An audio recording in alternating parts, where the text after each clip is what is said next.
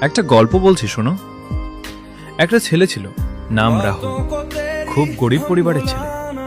বাবা দিনমজুরের কাজ করতেন আর মা লোকের বাড়িতে কাজ করে সংসার চালাতেন। রাহুল আমার কাছে পড়তে আসতো। ছেলেটা পড়াশোনায় খুব ভালো ছিল, কিন্তু টানা 3 মাসের বেতন দিতে পারেনি। একদিন আমি ওকে বললাম, রাহুল, কাল তোমার মাকে একবার নিয়ে এসো।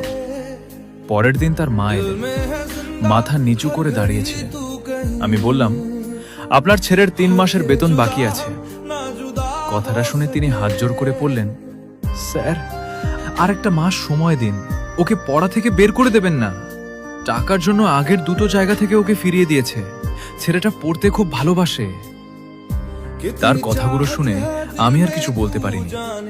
তারপর কয়েকদিন রাহুল নিয়মিত পড়তে এলো, কিন্তু হঠাৎ একদিন থেকে সে আর আসা বন্ধ করে দিল। আমি খোঁজ নিতে গেলাম। ওর বাবা চোখের জল মুছতে